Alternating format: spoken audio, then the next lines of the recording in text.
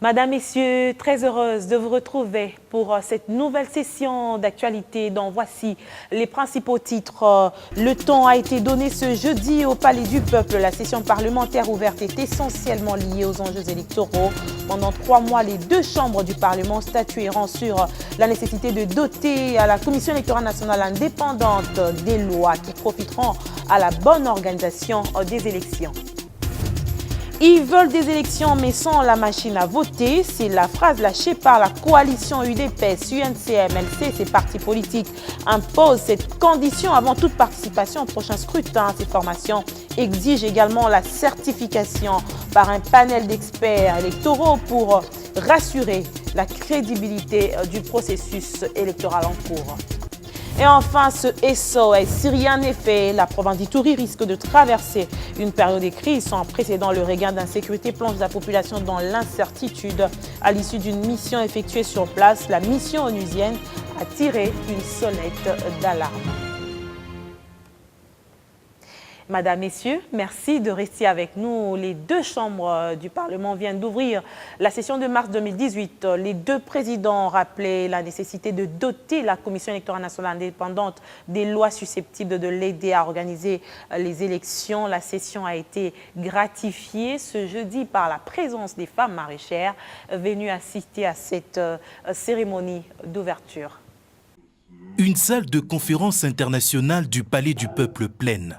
Jour de rentrée parlementaire à la Chambre haute du Parlement. Une rentrée qui coïncide avec le 11 années passées par les sénateurs à l'hémicycle. Moment propice pour faire un état des lieux. 250 lois votées, le président du Sénat juge le bilan plutôt positif avant d'appeler ses pairs élus à jouer leur partition dans le processus électoral. C'est le moment pour nous de jeter un regard rétrospectif sur la contribution de la Haute Chambre à la consolidation de la démocratie. Le Sénat a reçu une mission de voter les lois et de contrôler les gouvernements, les établissements et les services publics. Pendant les 11 ans, notre Chambre n'a pas été en reste. Une heure après, une cérémonie similaire est organisée, cette fois-ci à la Chambre basse du Parlement.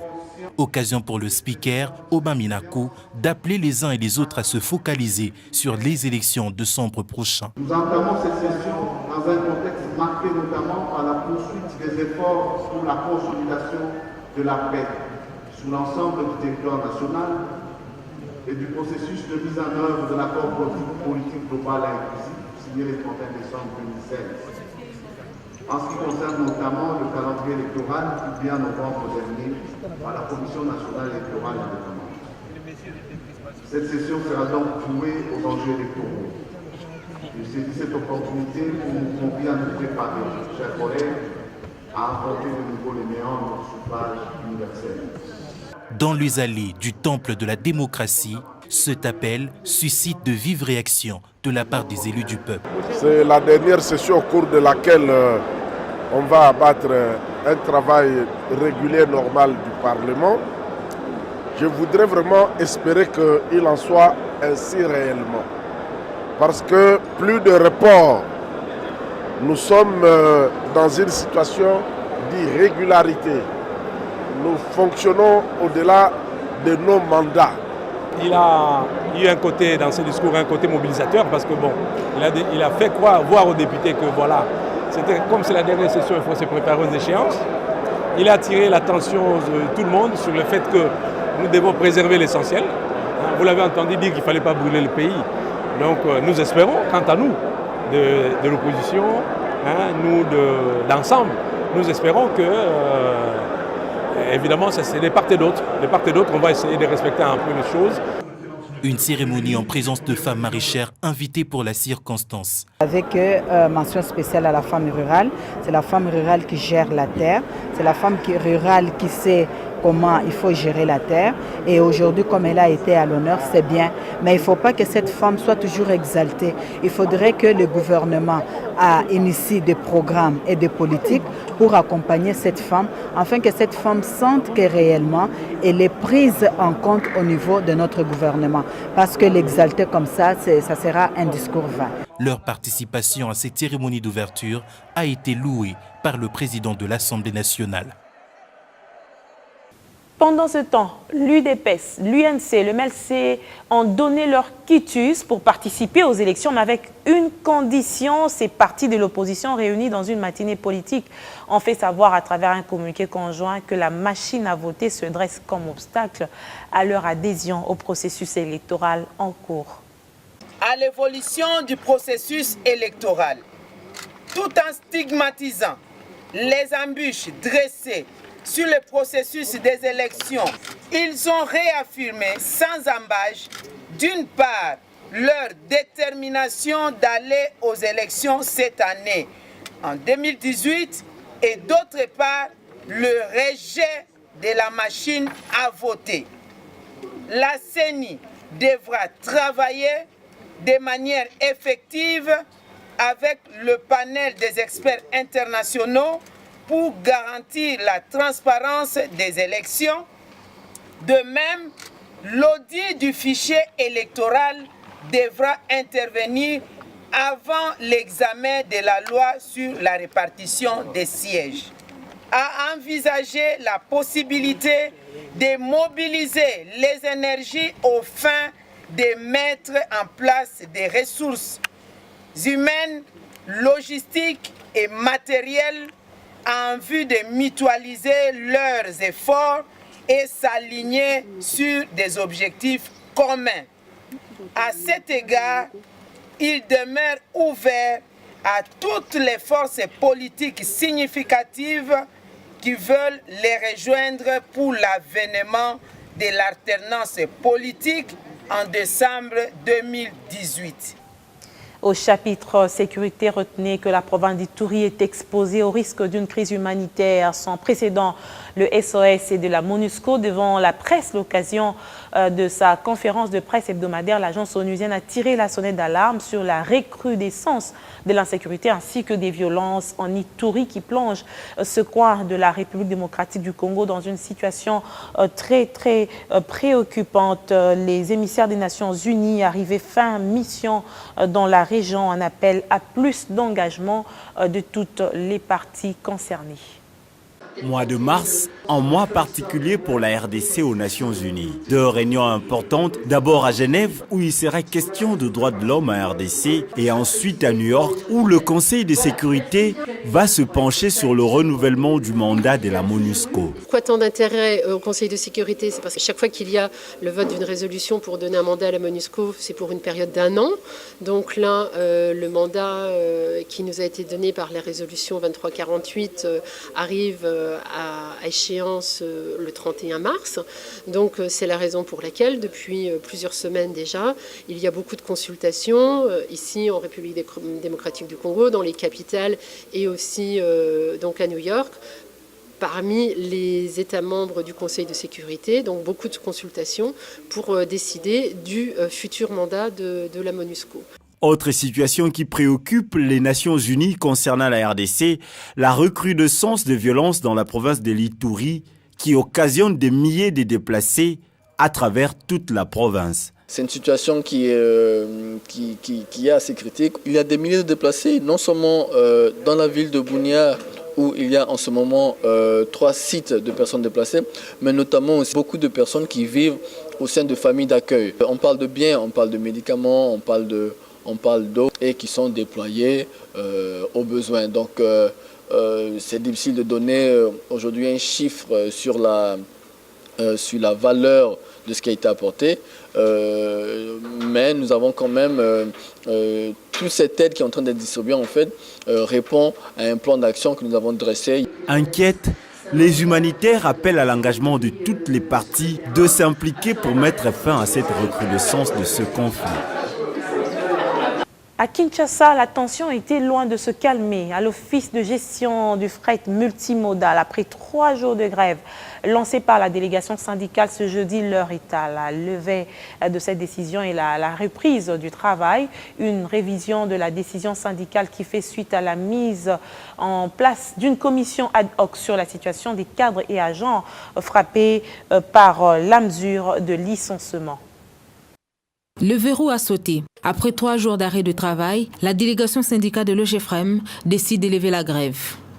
Un dénouement de la crise qui fait suite à l'implication des hautes instances de la République et ont suivi de près le dossier qui a abouti à la mise en place d'une commission ad hoc sur la situation administrative des cadres et agents frappés par la mesure de licenciement. La commission est déjà dans sa forme déjà constituée.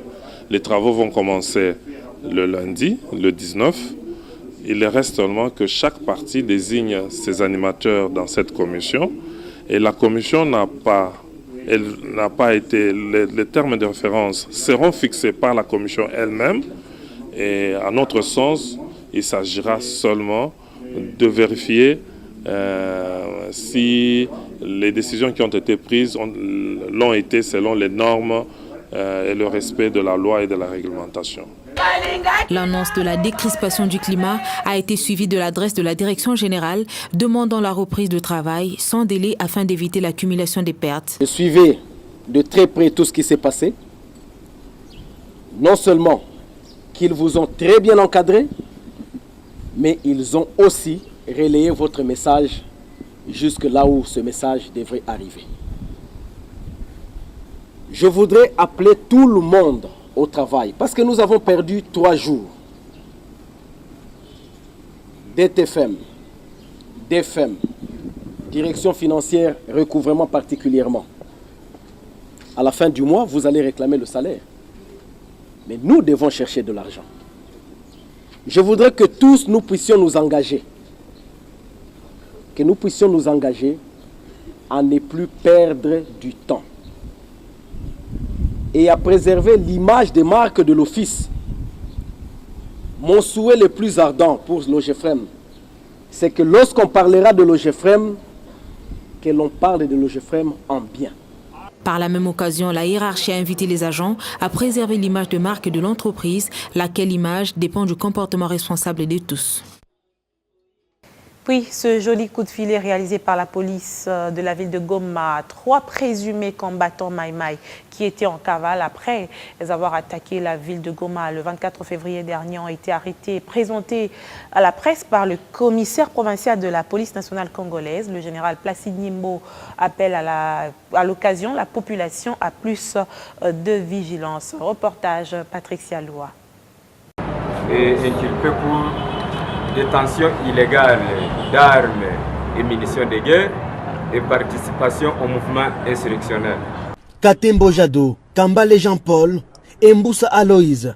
Voilà ces 3 présumés combattants Maï-Maï, arrêtés mercredi matin à Goma et présentés à la presse par le commissaire provincial de la PNC Nord Kivu. Selon le général Placide Nyimbo, ces éléments sont parmi ceux-là qui s'étaient affrontés au FARDC en date du 24 février au quartier Kassika à Goma et qui avaient pris fuite. En date du 24 février 2018, les Maï-Maï se sont manifestés dans la ville. Ils ont été traqués. Il y a eu mort d'hommes. Il y en a qui se sont enfouis parmi les participants. Les recherches ont continué.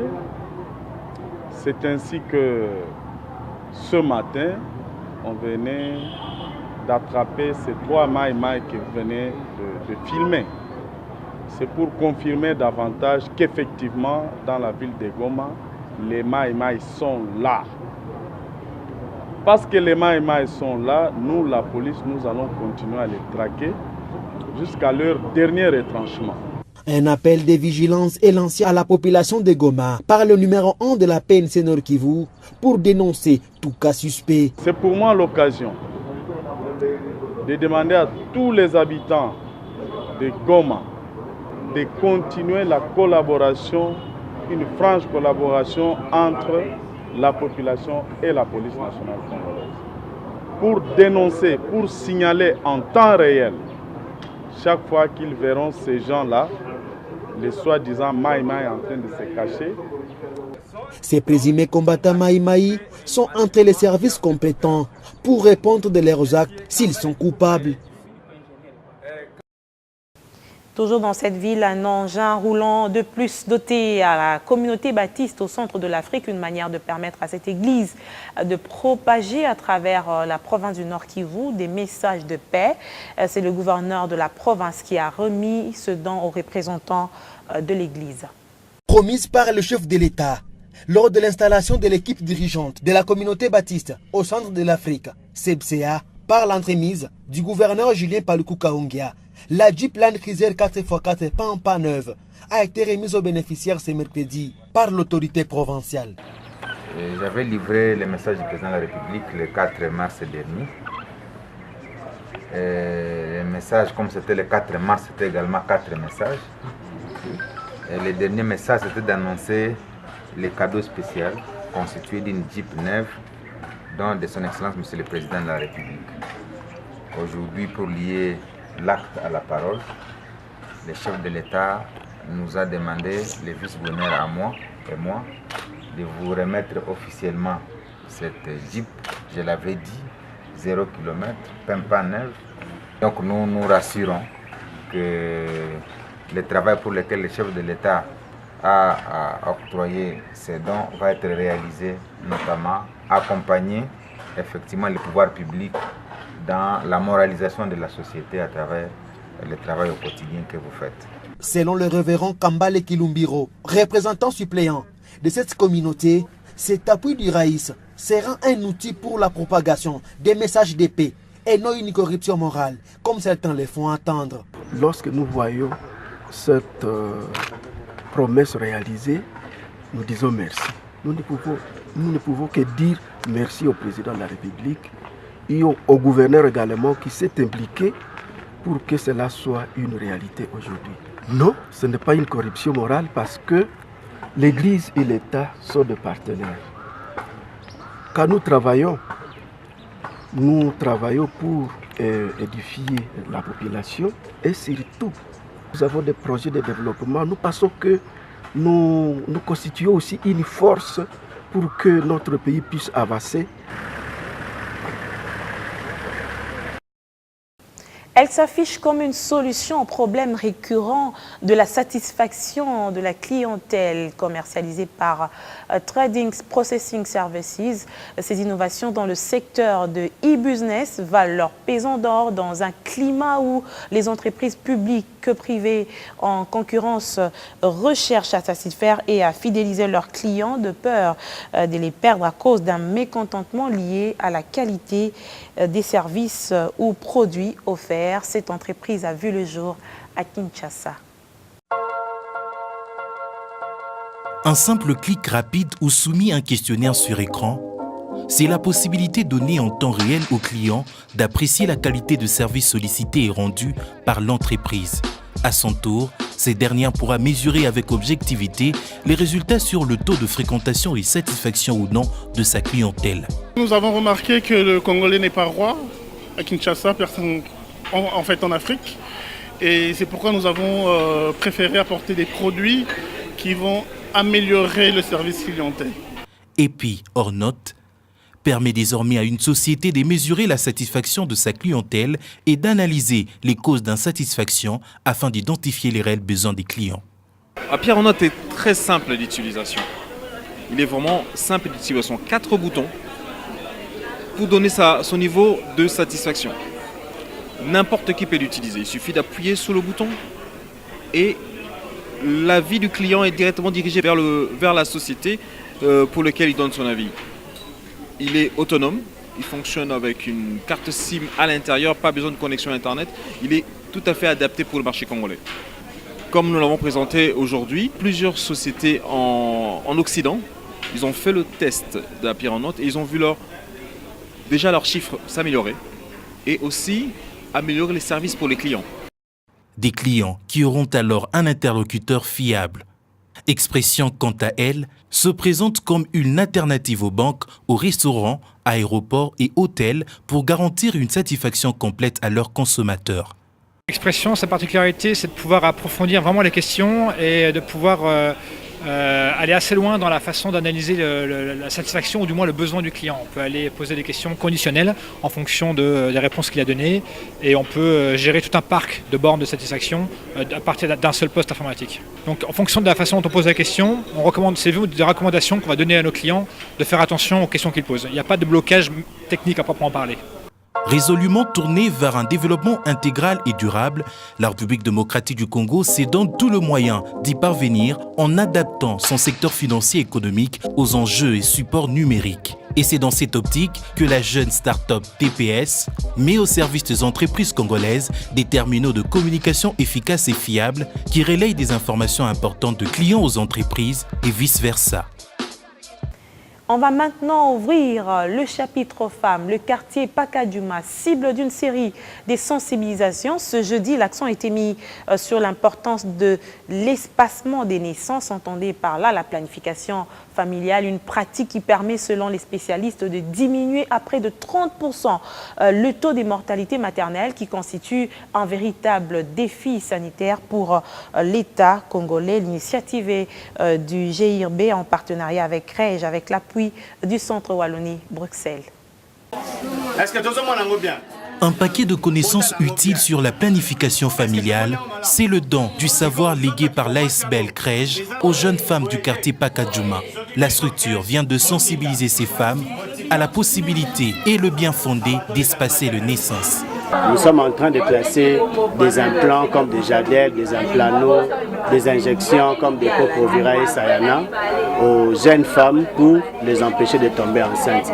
Donc notre objectif d'aujourd'hui, c'est surtout apporter auprès de ces jeunes dames qui n'ont pas assez de moyens, auprès de ces jeunes dames qui n'ont pas l'information surtout aussi sur la planification familiale.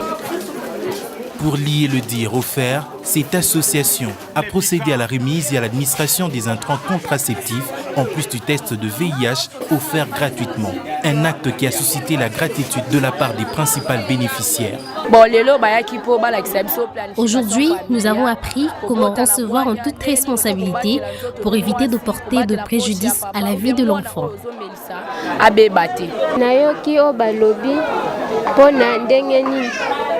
J'ai appris comment éviter les grossesses non désirées et comment savoir qu'on se trouve dans une période de fécondité.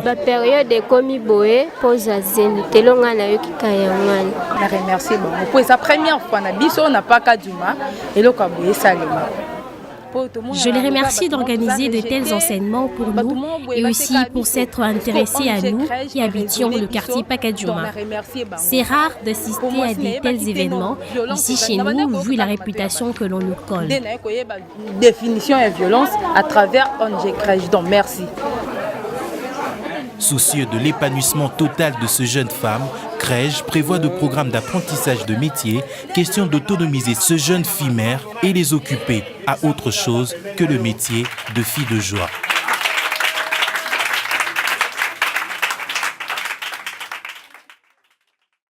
Ces femmes, vous l'avez compris avec moi, sont exposées à plusieurs maladies, à l'instar du cancer. La pathologie a fait l'objet d'une sensibilisation auprès des femmes de la Croix-Rouge. La Fondation Clinique des Anges a fait le déplacement de sa clinique mobile pour un dépistage volontaire.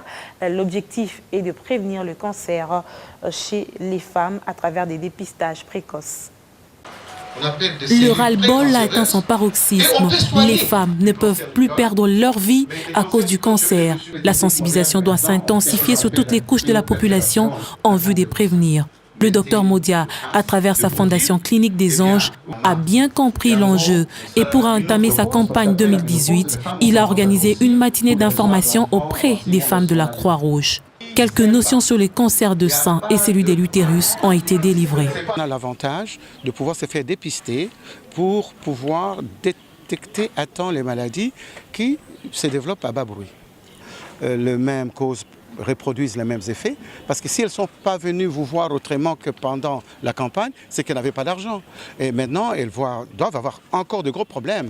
C'est pour ça que nous avons dit tout à l'heure, chacun de nous peut faire quelque chose pour ces dames-là. Parce que nous avons des listes, nous avons des adresses. Il suffit de dire, madame, demain, bon voilà, il y a quelqu'un qui vous prend en charge. Si chacun de nous pouvait sponsoriser une seule patiente. Le dépistage précoce reste le seul moyen efficace pour prévenir contre ces pathologies bénignes mais nocives pour la santé. Les femmes de la Croix-Rouge sont visiblement désormais outillées et engagées à relayer le message vers un large public. Avant, nous étions presque ignorantes par rapport à toutes ces informations. Nous savons maintenant que nous devons régulièrement faire le dépistage.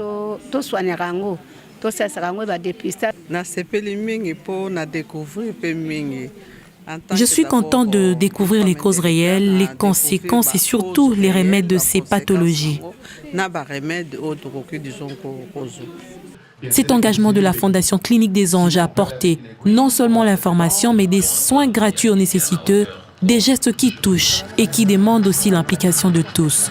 De quelle manière il aborde le problème, de quelle manière il a le souci des gens, ça m'a donné le sentiment qu'ici sur Terre, et même en RDC, des saints existent. Et sa Fondation des Anges d'envisager la sensibilisation des députés nationaux au Parlement, parce que ce sont eux les autorités budgétaires, et certainement ils n'ont pas suffisamment d'informations par rapport à ce grand traumatisme qui frappe notre population. La prévention était aussi le temps fort de cette matinée de sensibilisation chez les femmes secouristes. Une clinique mobile a été installée sur place pour les dépistages. Un nombre important d'élèves congolais redouble le secondaire, une tendance à côté de laquelle on note ceux qui sont scolarisés tardivement. C'est les résultats d'une enquête au cœur de la première phase des activités du programme d'appui à l'amélioration de la qualité de l'enseignement en République démocratique du Congo. Des assises qui se sont clôturées sur la nécessité d'augmenter les fonds alloués à l'appui de l'approche active et participative qui permet de remédier à cette situation constatée selon cette enquête. Baisser de rideau de la première phase du programme d'appui à l'amélioration de la qualité de l'enseignement en République démocratique du Congo.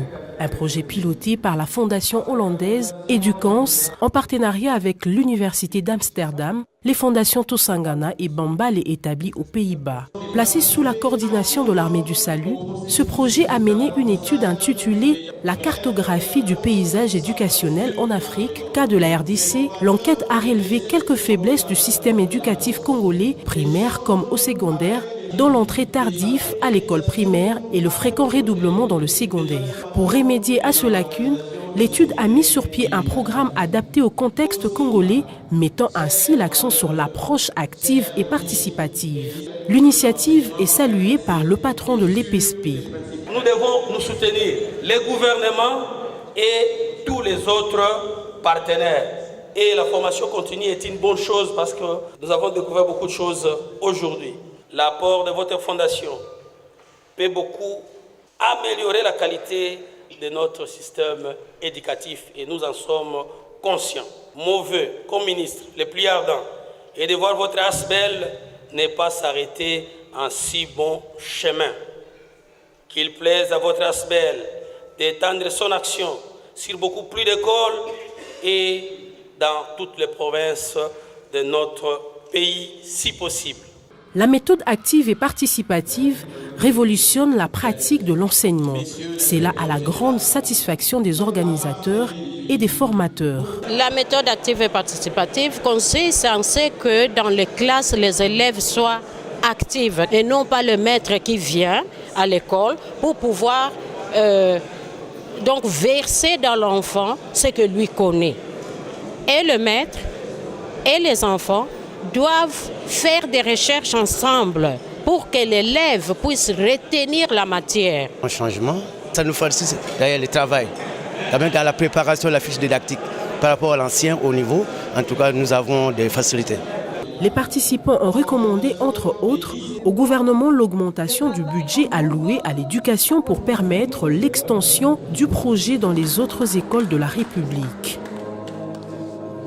Lutte contre l'épidémie de choléra. Les jeunes du club de médecine préventive ont sensibilisé au respect strict des règles d'hygiène pour mieux combattre cette épidémie. Lieu choisi, la commune de Ngaliema, un des épicentres de la maladie dans la ville-province de Kinshasa. À Ngomba Kikusa, 300 cas de personnes infectées et de décès enregistrés. Après ce constat, le jeune se mobilise contre l'épidémie de choléra dans la commune de Ngaliema. Une mobilisation que le jeune du club de médecine préventive s'aventure sur terrain pour sensibiliser la population sur le comportement à adopter face à cette épidémie. C'était vraiment une urgence, et puis c'est vraiment une urgence d'en parler parce qu'avec le nombre de cas repérés au sein de la commune, on ne peut pas rester bouche bée. Nous attendons d'eux une certaine réceptivité par rapport non seulement à cette théorie que l'on a apportée, mais aussi par rapport à la phase démonstrative de choses à faire, qui sont appelées à intérioriser et puis d'enseigner à leur tour aux personnes qui sont en train de leur entourer. Voilà. Le choléra est une infection intestinale aiguë qui se transmet par la voie orale-fécale après consommation d'eau ou d'aliments souillés ou lorsque les mains sales sont portées à la bouche. Pour prévenir cette maladie, l'observation stricte des règles d'hygiène est adoptée. En tout cas, nous avons beaucoup apprécié les conseils qui nous ont été prodigués. Nous les avons bien assimilés et dorénavant, on saura comment se protéger contre cette maladie. Que je retenais pour le choléra, pour prévenir cette maladie, nous devrons premièrement d'abord faire le lavage hygiénique de mains. Deuxièmement, nous devrons aussi nettoyer régulièrement dans nos latrines, dans nos fosses septiques, utiliser à chaque fois le bactériole pour pulvériser, pour nettoyer nos latrines afin d'éviter la propagation de cette maladie. Cette sensibilisation est une manière pour le jeune de ce quartier de s'impliquer dans la prise en charge sanitaire de la population dans la commune d'Ngaliema. Madame, Messieurs, fin de cette session d'actualité. Je vous retrouve demain à la même heure pour une nouvelle édition. Merci de votre amitié à nos éditions d'actualité.